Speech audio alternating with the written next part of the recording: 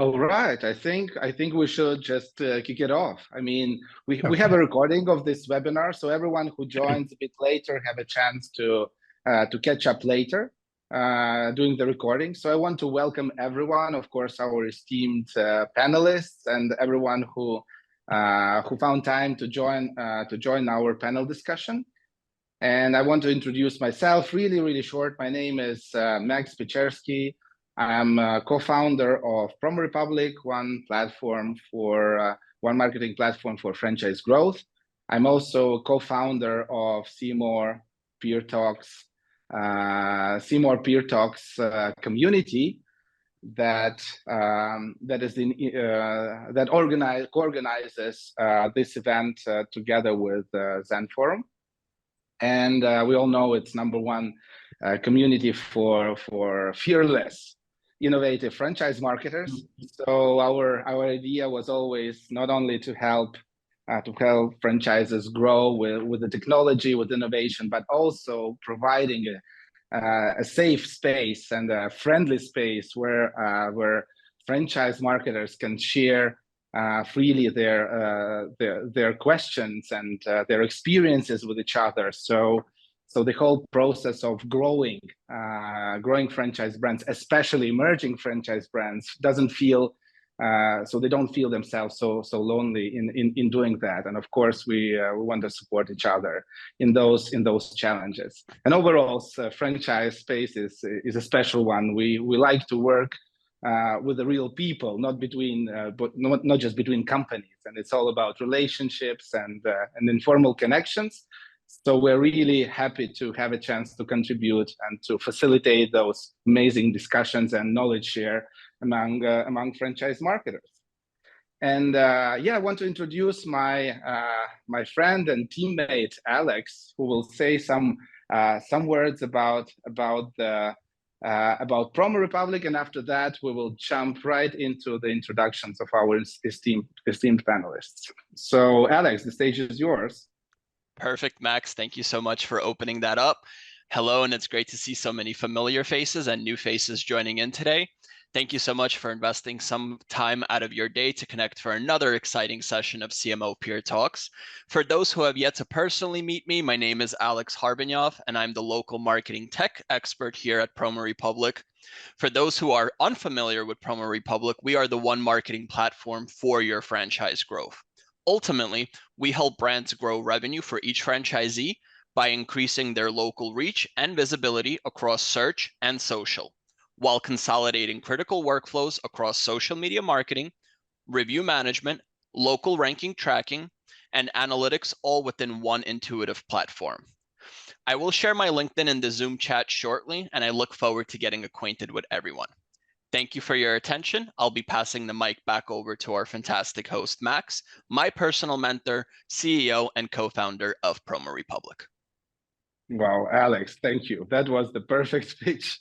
Thanks a lot for hiring that. Yeah, so that was so great. Thanks for that introduction and setting the level of speaker performance. Yeah, so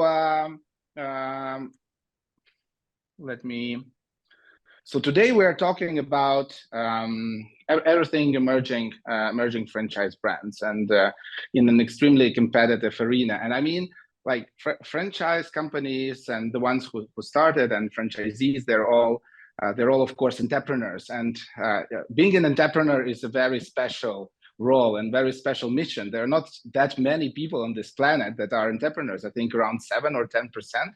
The whole population. I've seen some studies. And why is that? Because it's super risky. I mean, the success ratio of entrepreneurship is pretty low. However, good news, franchising and the model of franchise de-risks entrepreneurship in a substantial way. And also technology is doing that. So our goal here and our mission is to actually make sure entrepreneurs in franchise have less risk, and that's what we're talking about today on this panel discussion.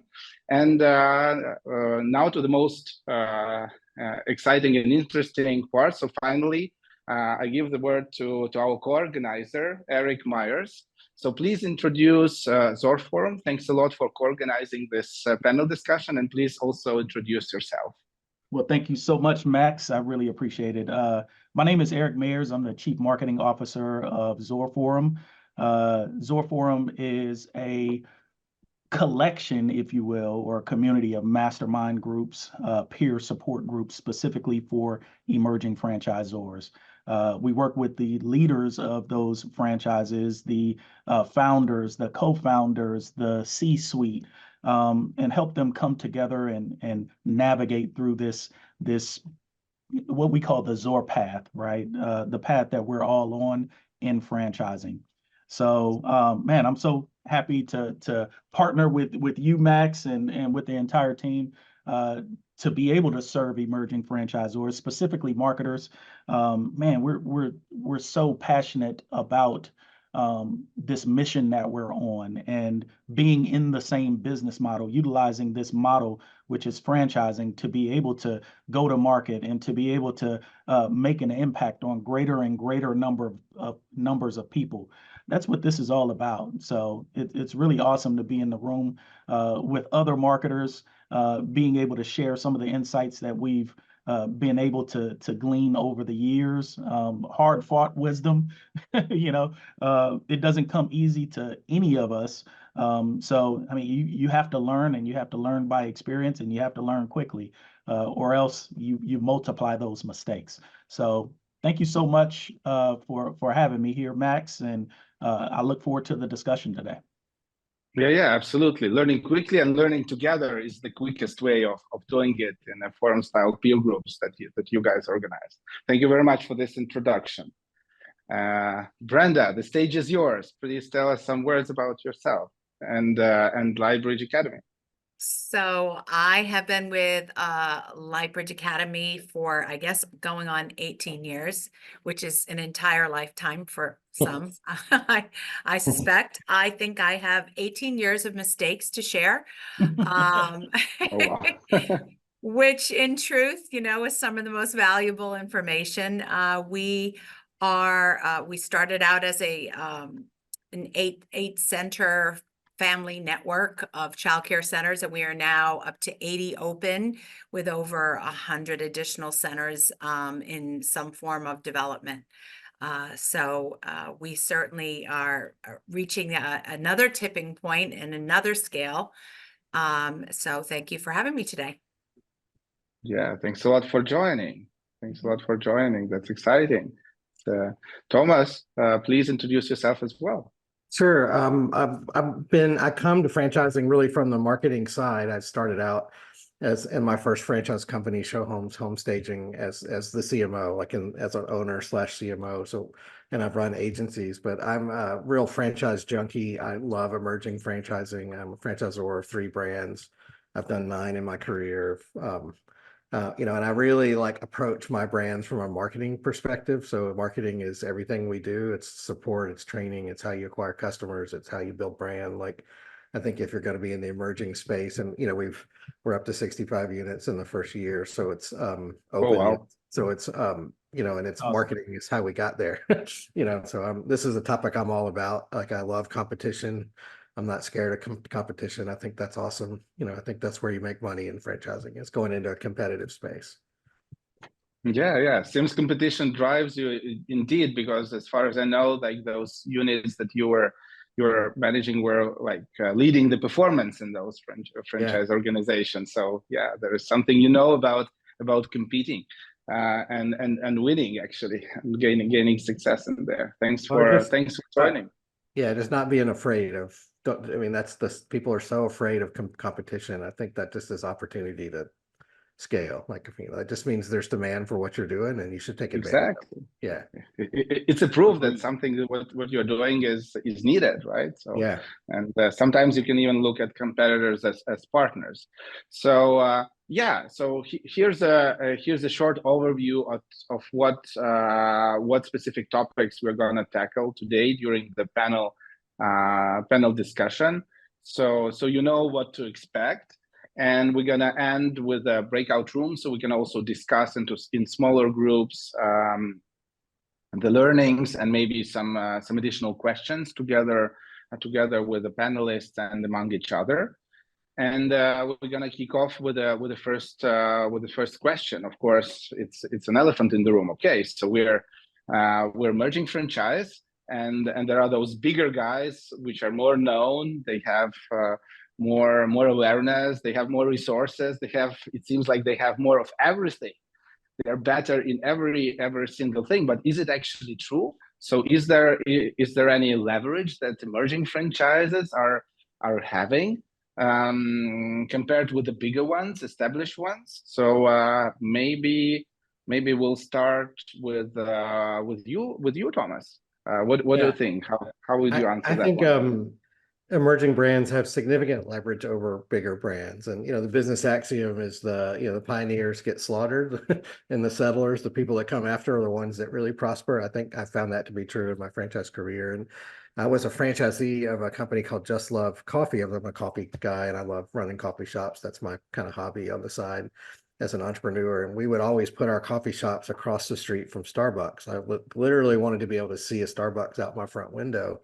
And people are like, God, why would you do that? That sounds like really ballsy. Like what crazy idea is that? And what happens is if you differentiate from Starbucks, if you take the time as a marketer to understand what they're doing and what they're not doing and understand the opportunities, you can actually take 10% of the Starbucks business, which is great operations performance for a typical coffee shop. And we just relished in that. If you're in the line at Starbucks, you'd come in my cafe and it was a nice hangout space with cool music and nice, a little bit of food, and you could have a normal business meeting. And we even got swanky about it and put Starbucks mugs in the bathrooms with the toilet brush and the Starbucks mugs just to be snarky about it. But, That's funny. But what I think what a small brand can do, and you mentioned it, is a small brand is nimble.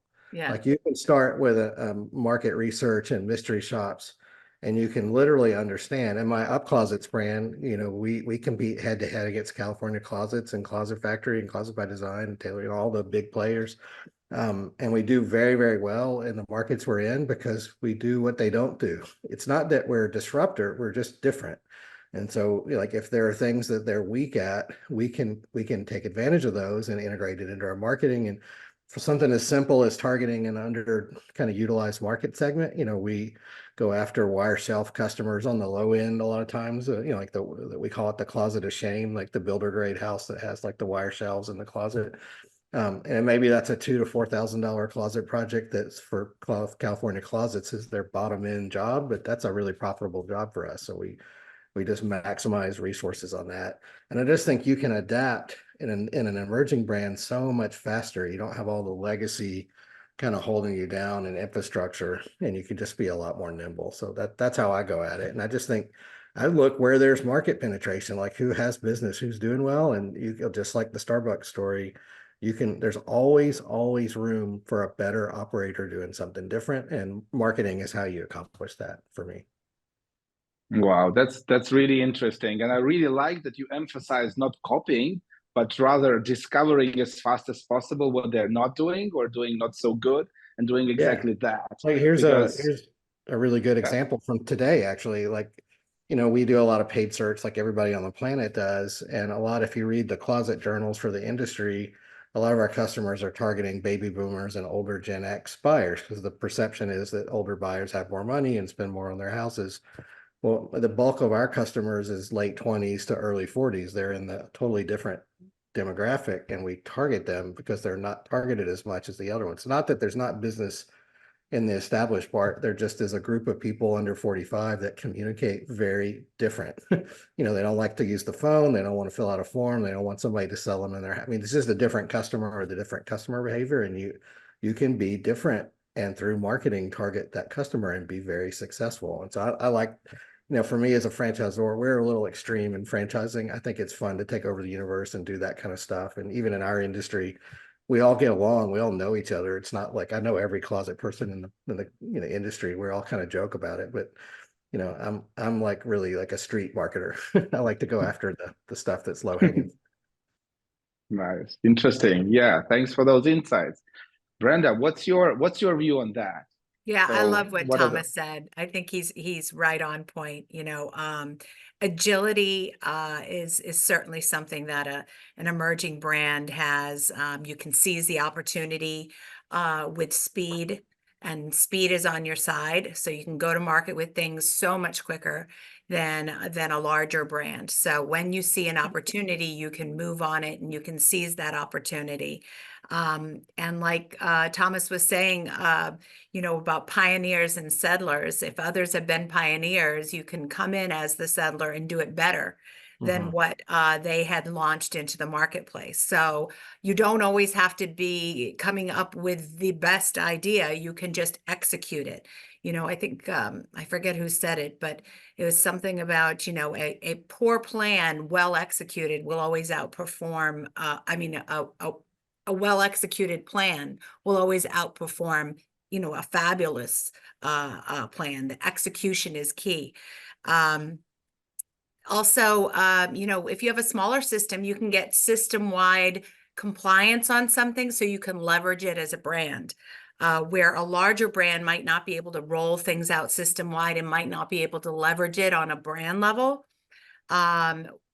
You can do that when you have a smaller emerging franchise. An example of that is when a lot of childcare centers got shut down. We really used that time during COVID. We use that time to say, how can we enter the market stronger? How can we be the go-to childcare center that parents feel confident and comfortable with? And so system-wide, we implemented and installed air purification and filtration systems, which were in the HVAC system. It wasn't just something that was getting wheeled room to room or sprayed on something. It was system-wide. And so we were able to leverage that and market that on a brand level, and that was extremely powerful for us. And go where they're sold out. Often the more mature brands are sold out in certain markets, and we're never afraid of competition. To what Thomas said, when you're a bold marketer, and in order to be in an emerging brand, you have to be bold. And if you can go into those markets where they're sold out, it's low-hanging fruit. So I'm all about that low-hanging fruit. Yeah, me too. No, that's really interesting. I really like the point about the speed. So that advantage that the smaller players have, because like bigger guys, they just have those processes that are historically there. And let's do that. As oh my God, we never did it that way. Let's not do it that way. So also like in the culture, that makes it harder to change quickly. And of course the emerging ones. So really like the point. Yeah, Eric, you have it hardest. So there were a lot of things mentioned already. Sorry about that. You know what? I agree with what both Brenda and Thomas said. It's really easier to travel a road that's paved than to chop your way through the jungle, right? So being that that settler, if you will, you're able to take a look at what the other brands have done successfully. Where they've positioned themselves. They've done the market research, right? Why spend a bunch of money on market research when that research has already been done to identify what location, what market works? You're able to piggyback off of some of that data that's already there, already existing, instead of having to create your own and create new. And I'll take that even digital. On the digital thing, you're able to actually use software and technology, different things like SimilarWeb, to be able to take a look at what markets they're going after, what keywords they're going after, how to be able to identify, again, the green space that exists in those markets, right? There's a lot of digital green space that have not been taken advantage of just yet. And now you can insert yourself into that particular place and carve out that market share, right? You're able to carve out and make your name to that particular market. Things are a lot different than they were back in the day. Like everything was so manual, right? And bigger companies could block out the sun with pouring a bunch of money into major media. Well, now again, because the market has changed, you can go into those places that they're not, the YouTubes and the TikToks and you've got all of these different platforms where you're able to speak to this new market, and even a smaller company can block out the sun, right, on some of these platforms utilizing new technology. Yeah, I totally agree. So being a first mover is so hard. I mean, you have to discover everything. You have to test everything yourself. And here, like if you're already behind those big guys that did the hard work, it's like, the cyclist that is going after the car, so there's not so much resistance you have from the air. So if you follow, but still identify something that the bigger guys are not doing, that makes life easier, increases the chances of success. But if moving to the next question, so now more precise, like targeting the marketing process, because I mean, marketing is a nice word, but it's a universe in itself. So a lot of things can be done that are part of marketing, and of course, being an emerging franchise, you don't have all the resources of this world, right? It's just the opposite. So it's all about being laser focused on something that will give you most of the results. So what do you think should be number one priority? So maybe let's start with Brenda this time. So would you like to share your view on what you would take as a priority given your experience, if you would start something now? Sure. So first, you've got to make sure that you really have a strong brand identity, and it's something that's well built out, so that you're able to communicate that and replicate that to each one of your franchises, right? So if you don't have a clear identity that's consistent and well communicated, then your franchisees aren't going to be able to follow that, replicate that, leverage that, right? So you definitely need to make sure that foundation is in place. Being in a service-based business that is a trust-based business, childcare, your reputation and that customer experience is number one. For me, you really have to prioritize that customer experience, whether it's through positive reviews, referrals. This is a trust-based business. So when you look at 90 some odd %, very high 90s of families that will go online and read reviews first, right? So building that reputation, building that referral-based business is the cheapest form of advertising, and will give you some really strong momentum, certainly in a market. And then there's all the being found online, your online presence, and everyone knows that if you can't be found online, it's a race to the bottom. So I would name those as 3 top priorities. Mm-hmm. Yeah, no, that's very interesting, because you touched 2 most important things. So valuable things like a brand. I mean, that's actually what franchise is selling for both franchisees and for customers. So that's one of the most valuable assets. And online visibility and online it's actually online visibility is also an asset. So you have to build it with the time, and it doesn't disappear if you pull out the budget, right? All these positive reviews will stay online, and they will support your search ranks, and they will give this basic credibility. Of course, it doesn't seem that it's so important because it doesn't give you immediate conversion into customer, but without having those things in place, like clear brand, clear positioning, and nice differentiation. Clear differentiation. Exactly. Yeah. So that's also very important. And without that, it's better. Until that is nailed, don't scale, right? So that's your point. Yeah, that's great. Eric, do you want to continue? Absolutely.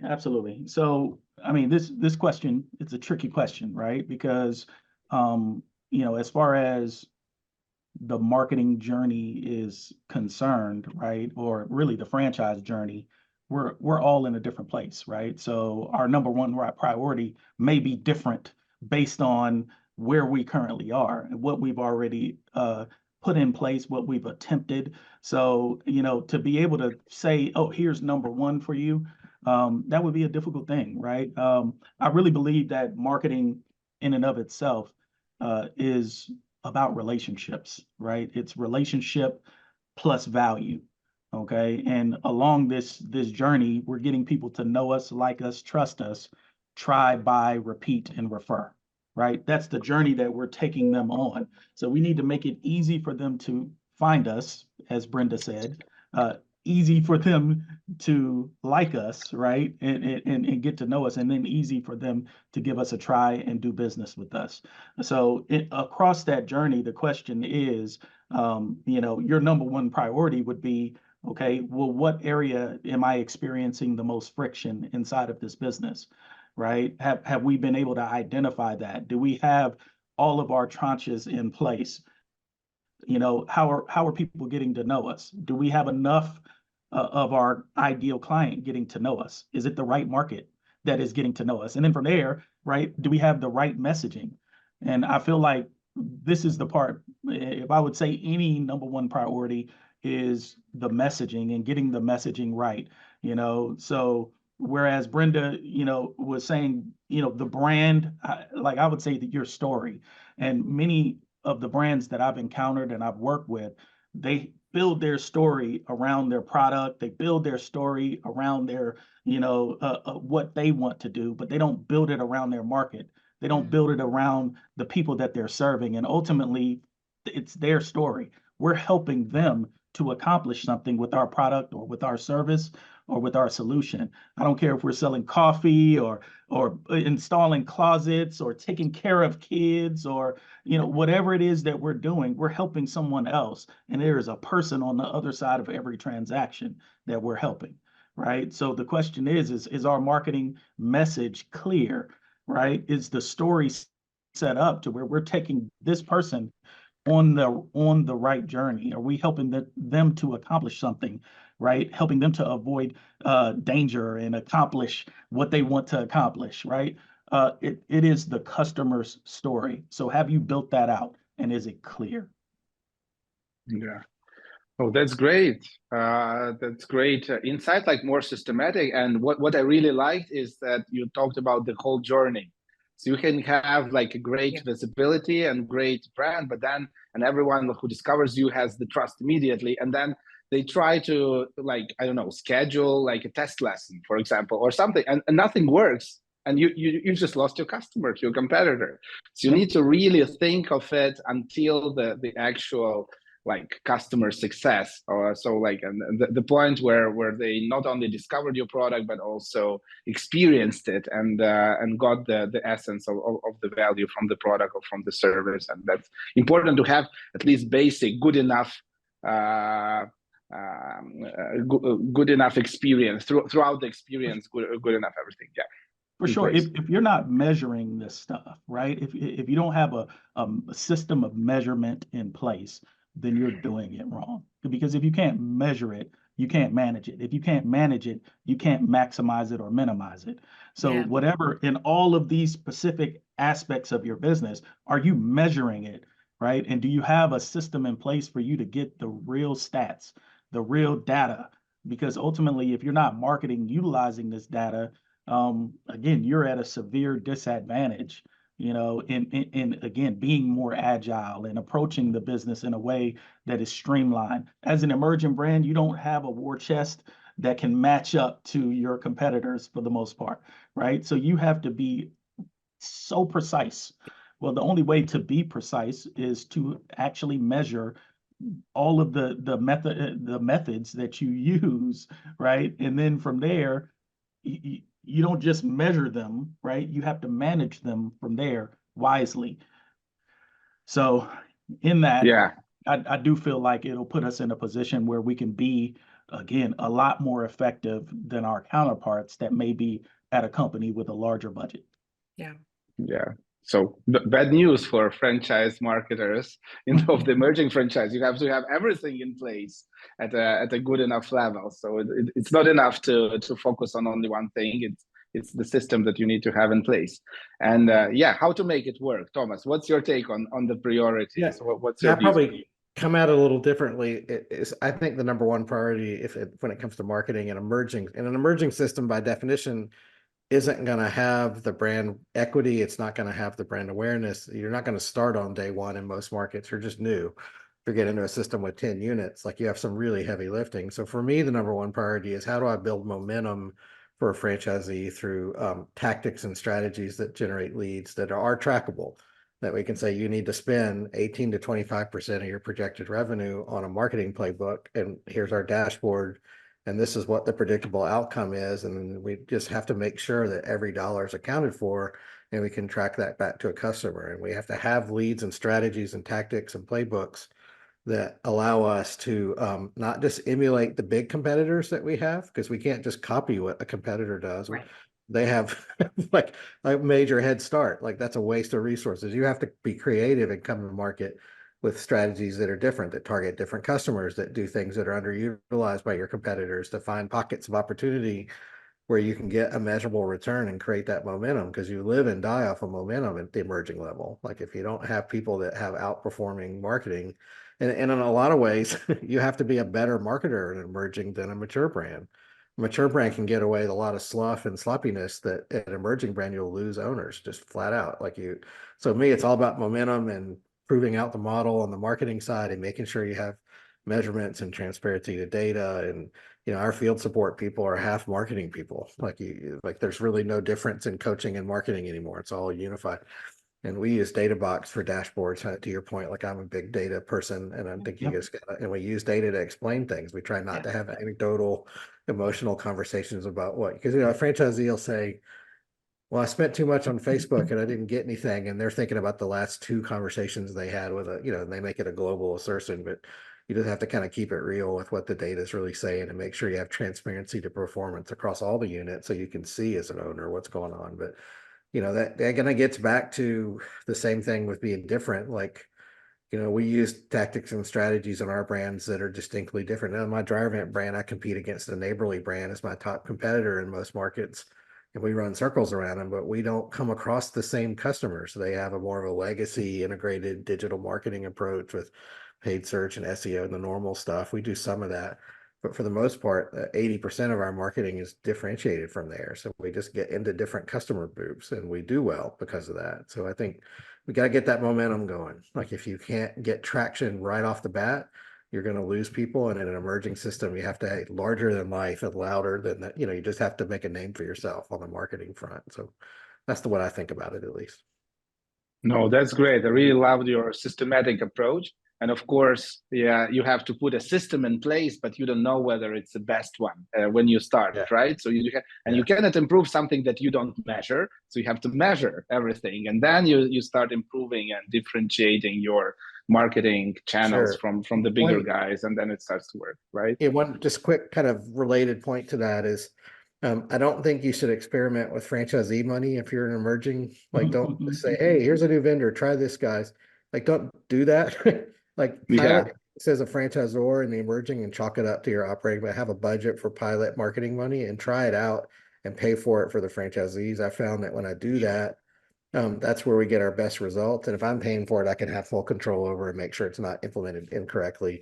Or I sometimes ask for volunteers. Like, I'm going to try this. I'm going to subsidize a portion of it. Who wants to jump in this pilot group and try it? That way you're inviting people in.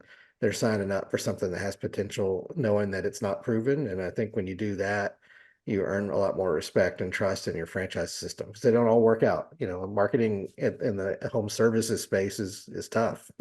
That's not an easy space to market in. There's a lot of competition for dollars. There's a lot of tactics and strategies, and you got to be really aggressive. So just making sure that you can build measurable, documented momentum and that you're clear data. Like, if you have momentum, you'll grow. Even in a crowded space, you'll grow. If you can fill a truck schedule or get enough consultations for closets or whatever it is you're doing, get enough signups for a gym or get enough students for education center or sell enough coffee, you'll win. You'll win the day, even in a competitive market, but you can't do it without momentum. Gotta have momentum. Yeah, I feel like there's a lot of experience behind this advice. So many things learned the hard way. And and we've talked about a lot of things, and And of course, like as you scale, as you grow, it becomes more and more challenging to streamline marketing efforts. So what are your tips on how to make it work for emerging franchises with limited efforts? So Eric, maybe we'll start addressing this question with you. So, you know, I guess I'll start off. Like I've been a fractional CMO for several different brands. The last one was a brand called Kiddo Kinetics, and when I got into Kiddo Kinetics, the first thing I did is kind of audit all of the systems, audit all of our franchisees, take a look at the whole. And what we had was what I would call like that Frankenstein system, right? We would cobble together all of these different technologies and try to put them together to serve our market. And how can I put this in the most simple way? Complexity doesn't scale. That's a good one. It's really difficult. And from a franchise perspective, everything that we do has to pass the scale test. Yes. Everything that we do has to, otherwise you are scaling problems.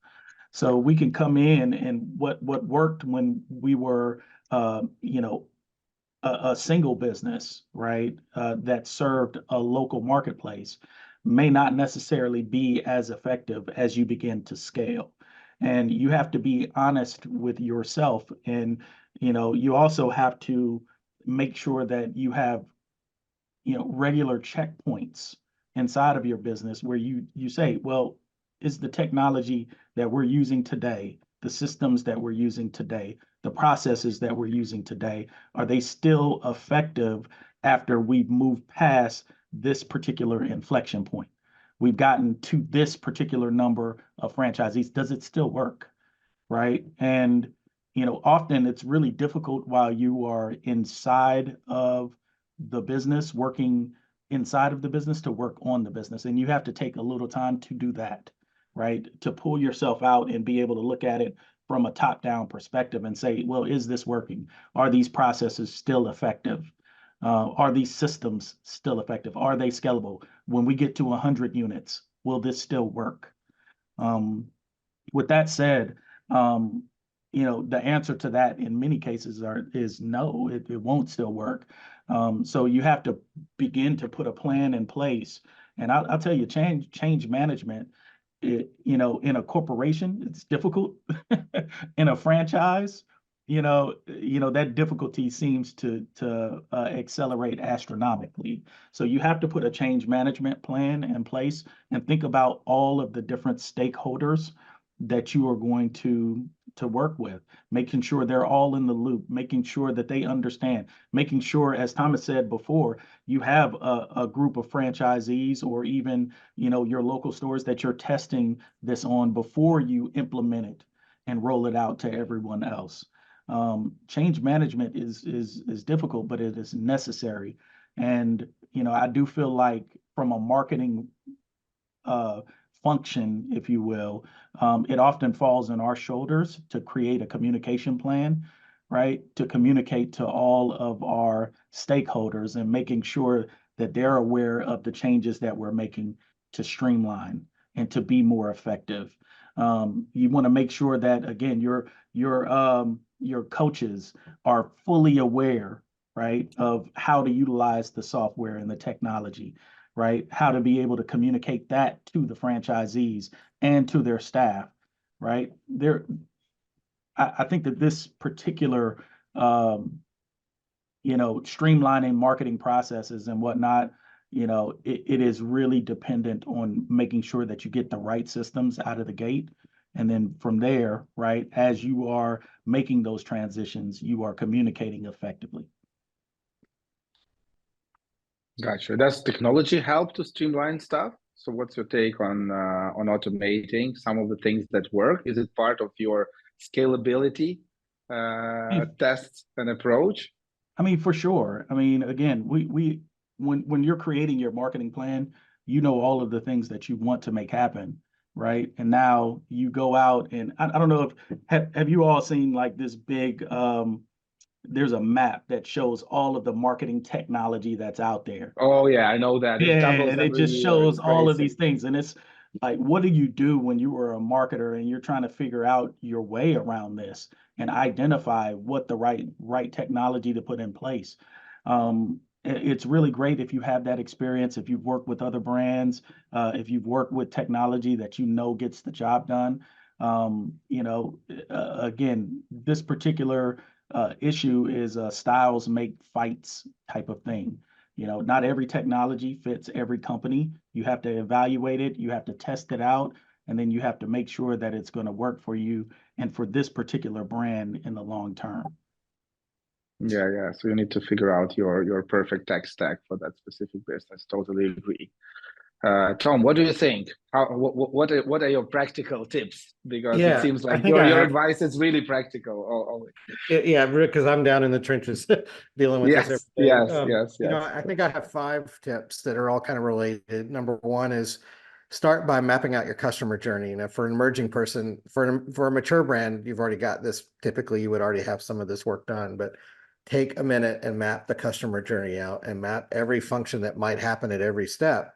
Because what you'll find if you're using a modern CRM, we use Workies as our kind of platform, but any good CRM has it today, is there's all this opportunity for sales automation, which is my step number 2, is automate the heck out of anything you can automate, like customer reviews, follow-ups, like sales automation is so commonplace today, and it's baseline technology stack stuff, and you don't have to have a huge budget to do it.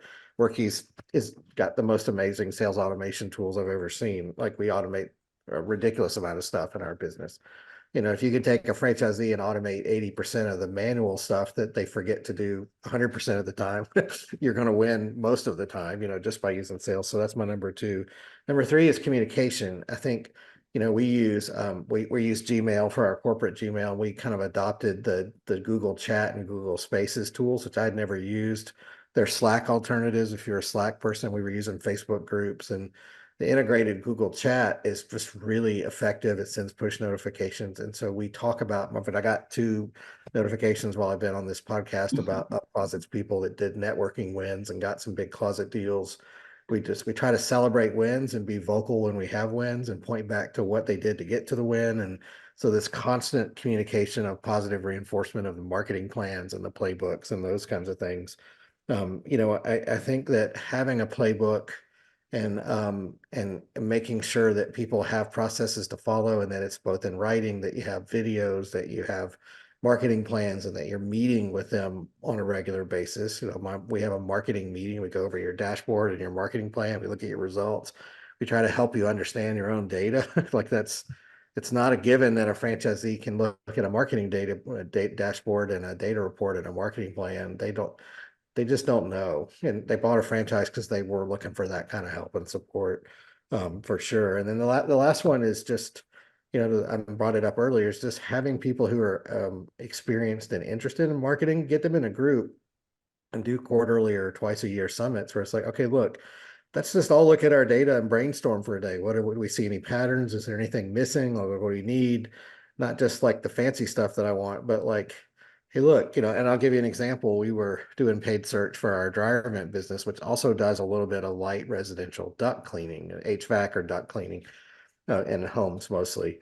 And one of the kind of word groups in the paid search campaigns that really jumped out to me was the word air conditioner cleaning, which is not a normal word for duct cleaning. Like, that's not something in the industry. We don't talk about air conditioner cleaning.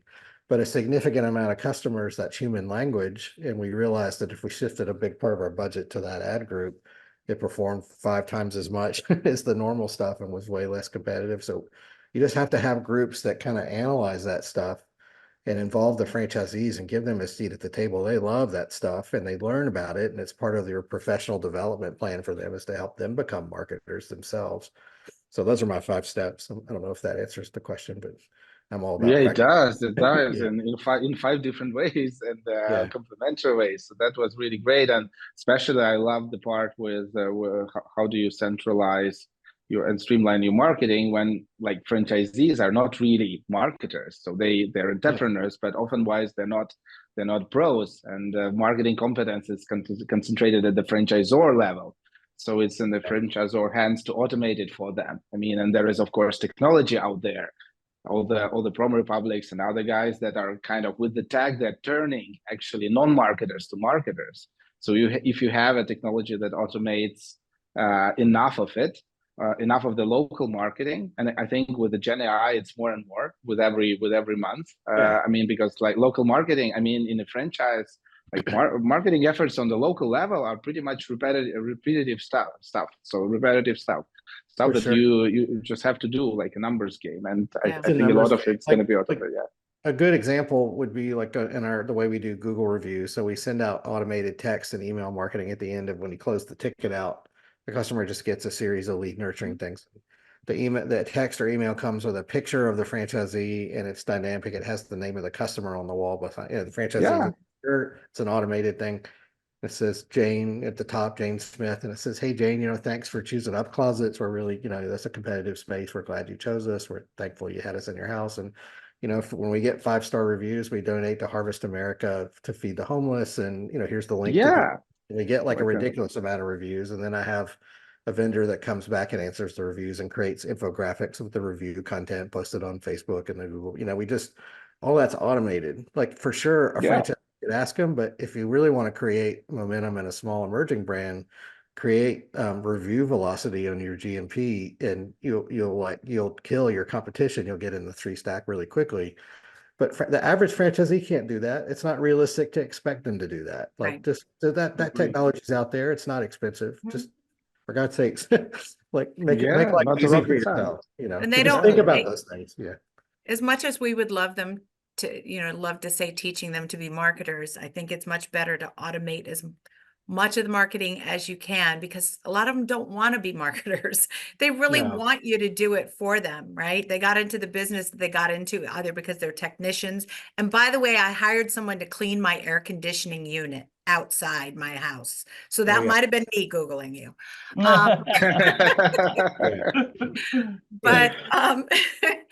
But I definitely think that, the automation certainly is key. What Eric said about complexity doesn't scale is absolutely true. So whatever automation you can put in place with all those best practices is going to increase your chance of getting that momentum. Anything that you are asking them to do once, you should do it yourself as a franchisor. You should do it for them. If you're asking them to do it repeatedly, then you need to have training and support all around that, right? But sometimes you spend too much time training them on something that they have to do once during the launch period, and that should be taken right off their plate. So I think that's key, because sometimes they're struggling with things that they don't need to struggle with. And, we created a data lake. The longer you're around, the more complexity that can seep into your business. And so, we're constantly on a yearly basis reviewing all of our technology stack and saying, is this scaling?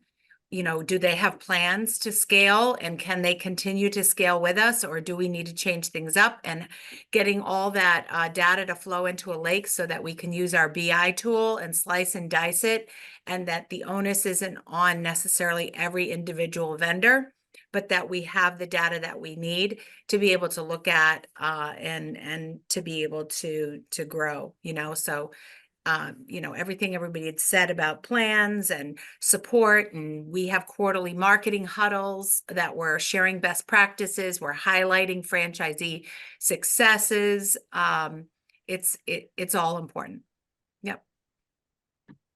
Yeah, thanks a lot. And thanks a lot. These are great, great insights. And so I mean, I always have this vision of how to make it, how to automate almost like 100% of it for franchisees, and even have enough data on the performance of the automated marketing platform that you can even promise them some amount of customers just based on the data of the performance of your digital of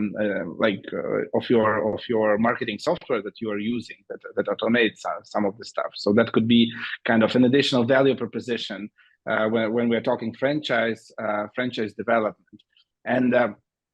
And yeah, we already like started the topic of franchise development. That's another part. So not only you have to market to get more customers, you also need to get more franchises on board, right? So it's like double challenge for franchise marketers. And of course, there is franchise development as a separate team and a separate process. But of course, marketing influences the success of franchise development a lot. So what do you think? What are the innovative ways that can be used to make sure the emerging franchises emerges as fast as possible, so that the amount of the franchisees joining grows exponentially? Yeah. So maybe Brenda, you can start.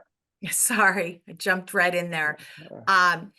Your referrals from your existing franchisees are key. You know, we have worked very hard to establish strong relationships with our franchisees. You know, we recently won a franchisee satisfaction award.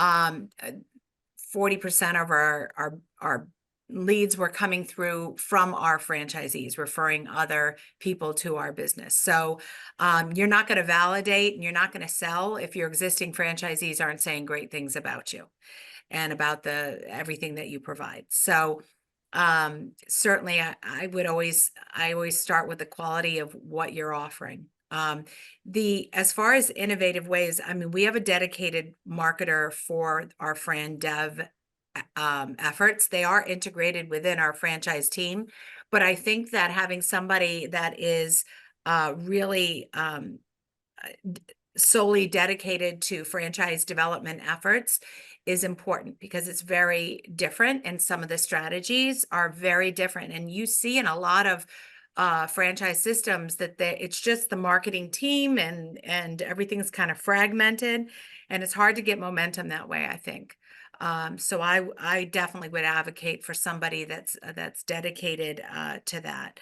And you know, it sounds rudimentary, but in the franchise development space and agency space, really having goals set for what outcomes and expectations you're expecting to receive from that agency relationship or from whatever effort that you're putting forth. And I think that is extremely important. And often we don't start with the end in mind. So I think we have to hold everybody to the same bar that we're held to with our boards or whomever you report to. And getting their partnership is key. Yeah, thanks a lot. Tom, do you want to add to franchise development challenges and how to solve them? Yeah, I would agree. I've spent a lot of time in the FranDev kind of universe. Franchise marketing for recruiting franchisees is much harder than consumer marketing, and that I would agree right off the bat. Like, please get some outside help for that. That is a highly specialized endeavor. It is very counterintuitive from normal consumer marketing. If you're a consumer marketer and that's how you view the world, I've just seen 90% fail rates on those when internal teams just don't see that work very often. Mm-hmm. My advice for emerging people would be a couple of things. One is understand that there's more than one way to recruit franchisees. And I have my development bucket divided into 3 distinct strategies. One is organic non-broker, which is stuff through the website. I do a lot of user-generated video. I'm a video guy, so I do a lot of videos every day.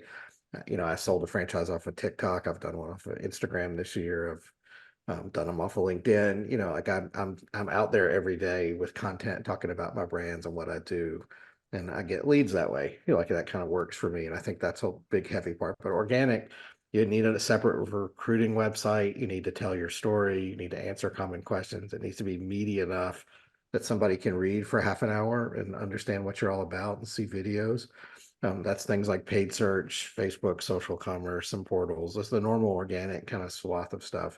Budget for that is anywhere from $4 to $10 grand a month. Like if you can't budget that much, you're just not going to hit any reasonable number. So just know that on the organic side, there is a cost to get into that. and you have to do it for a long time. It's not a start and stop endeavor. Like you got to create visibility. People are in orbit around buying a franchise for sometimes 2 years, and you just gotta get in orbit with them, and be visible. The second bucket, and there's a really 30, 30, 30, there are third buckets. The second bucket is just the traditional broker network, trying to get some kind of foothold into the broker community. If you're an emerging, particularly a service brand, that's a hot concept for those, and that's really hard. So picking one broker group, I wouldn't go more than one, and trying to go deep with some individual, try to get 3 or 4 brokers who believe in you, fly them in to see you, go see them, call them every week, like build a deep relationship with a very small number of franchise brokers and try to get deals done with them. Those are nice because you don't have as much ongoing costs, but yeah, how much higher cost per deal, but no outlay of cash. And then the third way is just creative talent recruiting. Like I recruit students from entrepreneurship schools, and I look for people that are converting. That, like I love Gen Z franchisees. Like 30% of my franchisees are under 28, and they make up 60% of my top performers, and I'll take everyone I can get. If you don't want them, send them to me.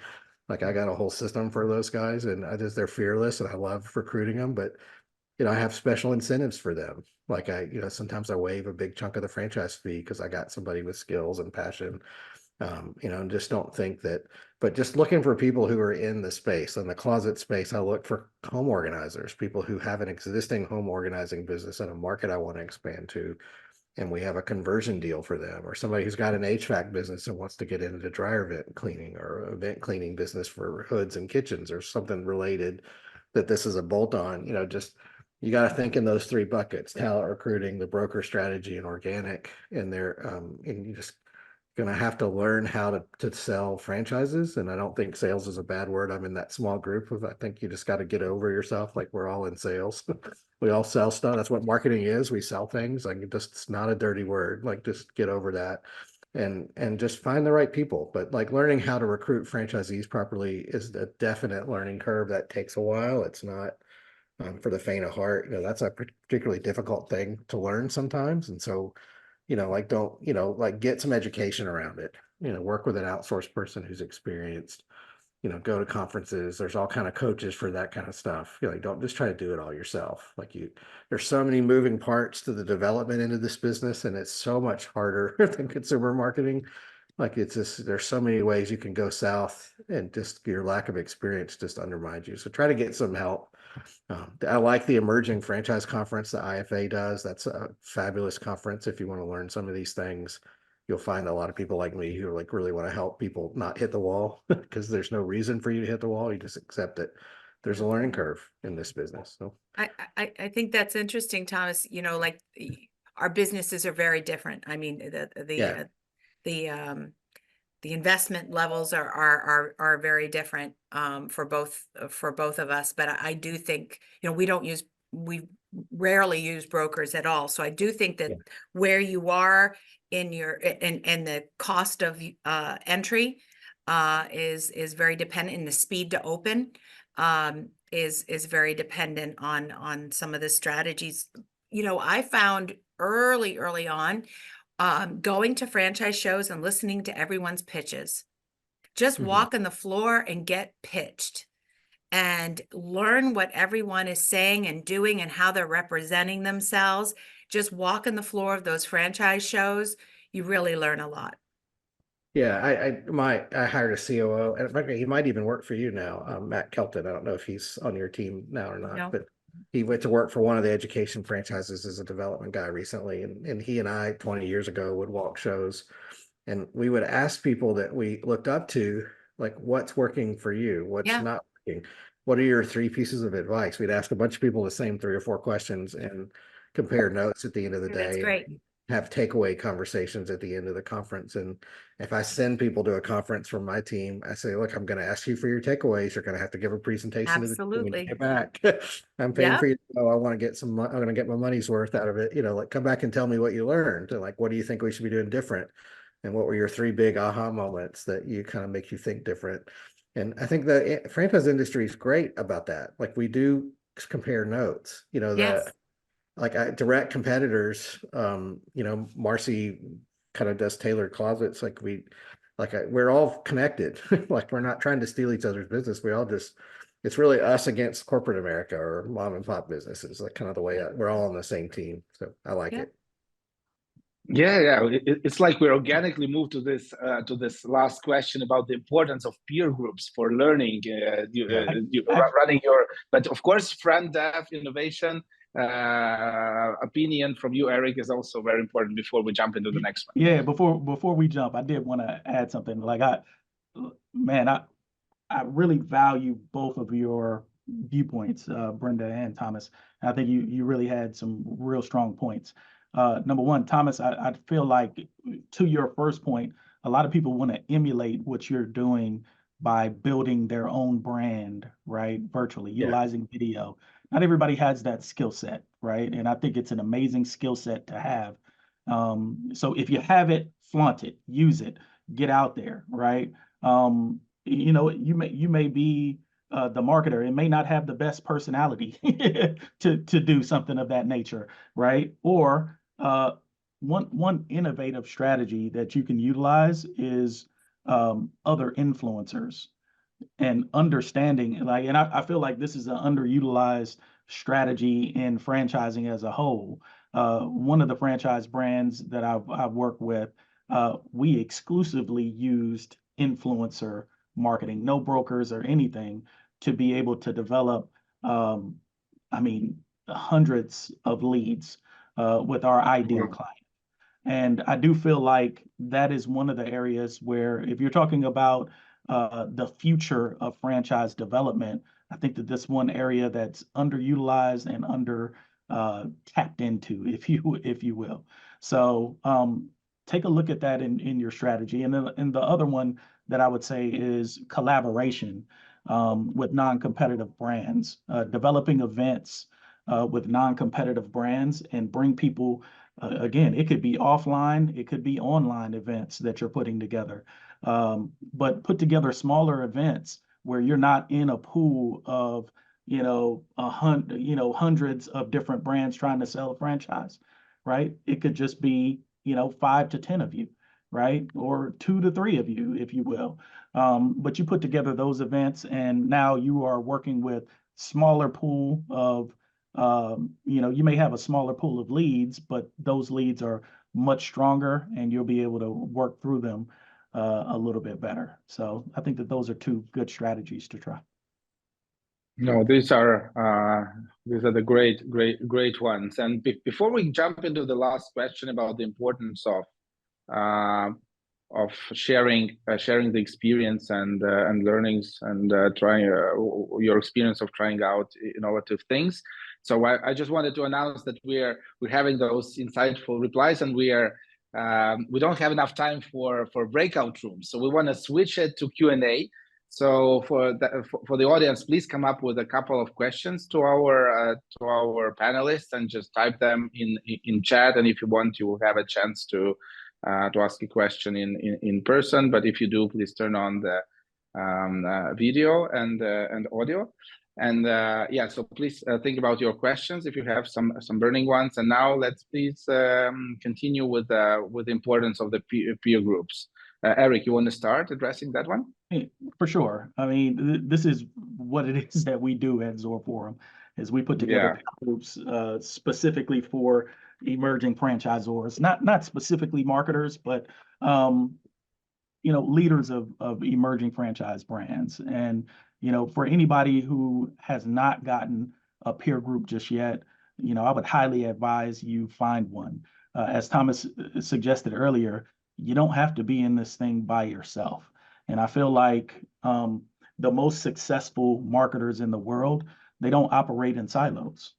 They work with others, right, to be able to see the things that we don't know, right? There are things that we know, there are things that we don't know, there are things that we don't know that we don't know, right? When you're involved in peer groups, you're able to kind of see all the way around yourself. You're able to see into those blind spots because you've got other people that are looking from a different angle and able to see what you may not have experience to see. We're able to tap into all of the wisdom, the collective wisdom that we have. and accelerate much faster. So what we've seen in ZorForum, our initial ZorForum group began over 10 years ago, and all of those franchise brands that began with the first initial group. This is Shelf Genie and 101 Mobility and Welcome Mat Services and Soccer Shots. And, we have a few more, College Hunks Haul and Junk. All of these, the leaders of these organizations got together, put together a group, and, they were emerging franchisors at the time. Now, 10 years later, those particular brands that I mentioned, many of them are household brands. Many of them have gotten, $100 million plus exits, and they didn't do it in a silo. They did it together. They worked together. They started off sharing best practices, and then moved on to going deeper into a forum style meeting, where now they were going into what we would call that 5%, the 5% of things that you don't share with your mentors. You may not share with your coach, but again, you need to share with a private group of people who see things the way you see things, who've been through some of the things that you've been through or going through it currently. So that's what peer group and the power of peer groups allows you to be able to do. There are a lot of peer groups that are out here. I highly recommend that you find one to find the support that you need to be able to continue to grow. If you are a part of the C-suite, if you're a part owner in one of these emerging brands, feel free to check out ZorForum. We're here specifically for emerging franchisors. But I do feel like, no matter what position you are in that marketing, whether you're a director, whether you're, whether you're a CMO, find a group of your peers, work with them. If you can't find one that works for you, create one. But I guarantee that it'll help you to accelerate your success for sure. Yeah, thanks a lot. So what's your experience with peer groups, Brenda, if any? Yeah, it's so important, being a female in franchising. I think, there's a lot of different groups. I've tended to work, more on a one-on-one basis, reaching out to people and establishing one-on-one relationships, and just being again a female in franchising, I have found that some of the other female entrepreneurs have been extremely open and welcoming and embracing and getting those mentor relationships and reciprocating, and also looking for those that could use your support. Often they're in a different place than you are, and they can bring real energy and innovation into what you're doing. Having been with the company for as long as I've been in the company, reaching out to others that you hear might need help, or that and being a resource for them can be as valuable to you as it is to them. So I really enjoy mentoring. But I think being part of a group is just mandatory if you're going to stay relevant, if you're going to stay forward thinking.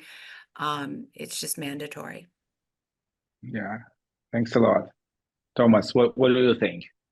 I'm a big fan of peer groups. I have a mastermind group of emerging franchisors. It's like Dan Clemps from Voda and Aaron Harper from Rolling Suds and a couple other folks. There's maybe 5 of us in this group, and we've been meeting since we all started a year and a half ago. And we've been able to build on each other's successes and share information. I think peer groups are important, particularly when you're a leader of a brand. It's kind of lonely, you don't can't who do you get?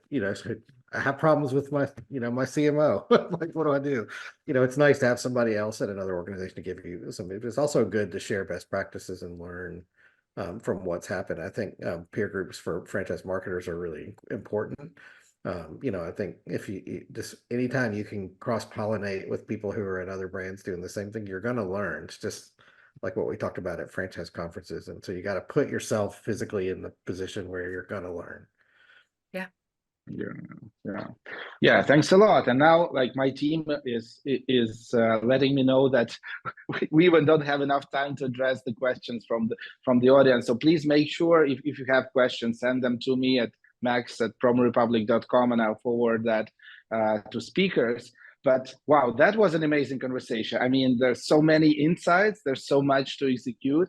And I loved so many of these. I loved the one about setting up some of the basics, like the brand positioning and differentiation. So having the initial frameworks and then looking at the whole customer journey when doing things. And you cannot prioritize only one step in the customer journey. You have to look at the whole thing. And of course, you lack resources, but you can automate stuff. So that was it's very important to see what can you actually automate, and creating momentums and not doing it alone, and never doing it alone, getting as much feedback as possible from customers, from franchisees, from peer groups, and joining those groups just to stay, sane and and also to do the right stuff and get real and not repeat all these mistakes that have been already done. And don't fear the big guys. So they are doing a lot of things wrong, and they're so high that they don't see many things happening down there. And you, as a small emerging franchise, you do see those things. So I mean, special shout out to all our esteemed panelists, to Eric, Brenda, and Thomas. Thank you so much for sharing those incredible insights. I don't know how many years of experience have been put just to come up with those clear and wise advices. Thank you so much for joining. We'll definitely share the recording with everyone, and also like the insights from the panel delivered to your mailbox. So please stay tuned, and of course join and recommend both Peer Talks, CMO Peer Talks community, and ZorForum, and stay tuned for our next events. Thank you so much for joining and for being such an engaged audience. Thank you. Thank you. Appreciate it. Thanks, everyone.